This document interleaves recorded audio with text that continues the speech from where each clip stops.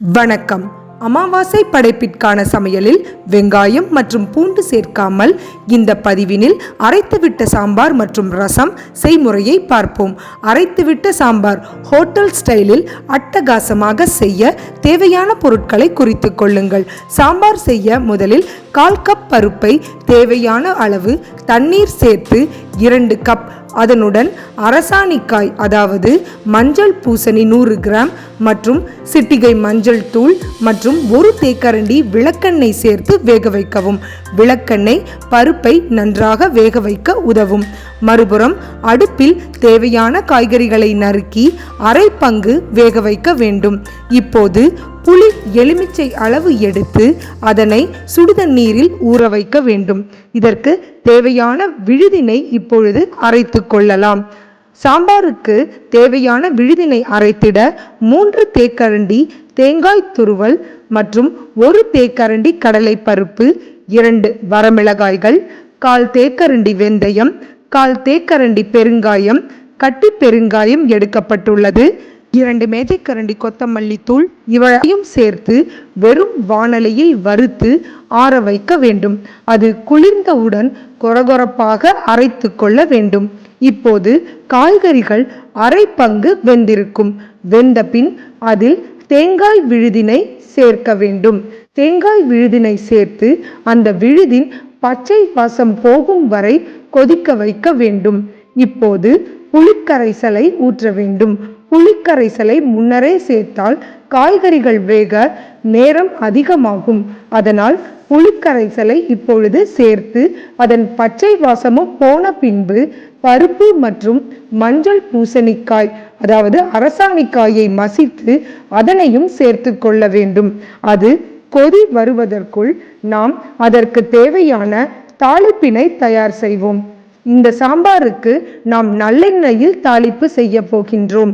நல்லெண்ணெயில் சிறிது கடுகு, வெந்தயம், வரமிளகாய், கறிவேப்பிலை சேர்த்து 1 தேக்கரண்டி சாம்பார் தூள் சேர்த்து சிறிதளவு தண்ணீர் தெளித்து வேக வைக்க வேண்டும்.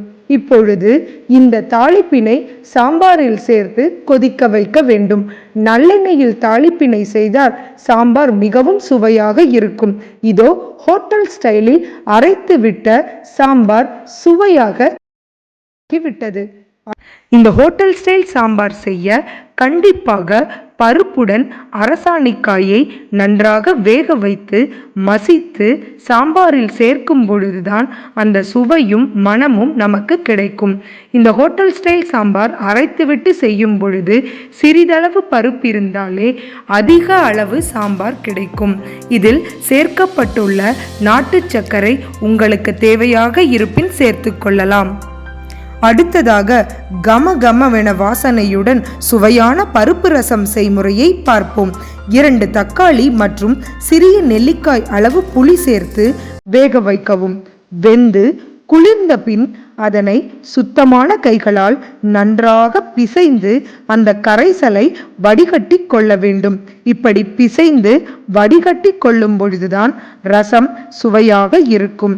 இப்பொழுது அதனுடன் சிட்டிகை மஞ்சள் தூள், 1 தேக்கரண்டி ரசப்பொடி, பெருங்காயம், உப்பு சேர்த்து நன்றாக கலந்து அதனுடன் நறுக்கிய கொத்தமல்லி இலைகளையும் சேர்த்து ரசக்கரைசலை தயாராக வைக்க வேண்டும். இப்பொழுது ஒரு வாணலியில் சிறிதளவு நல்லெண்ணெய் சேர்த்து கடுகு, கறிவேப்பிலை சேர்த்து அது பொரிந்ததும் வெந்தயம் மற்றும் வரமிளகாய் சேர்த்து அதில் நாம் ஏற்கனவே தயாரித்து வைத்துள்ள ரசக்கரைசலை சேர்த்து கொதிக்க வைக்க வேண்டும்.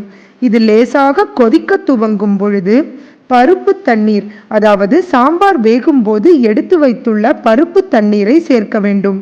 இப்போது மீண்டும் லேசாக கொதி வரும் பொழுது மிளகு, சீரகம் இடித்து சேர்த்து சிறிதளவு நாட்டு சர்க்கரை இதுவும் உங்களுக்கு பிடித்தால் சேர்த்து கொள்ளலாம்.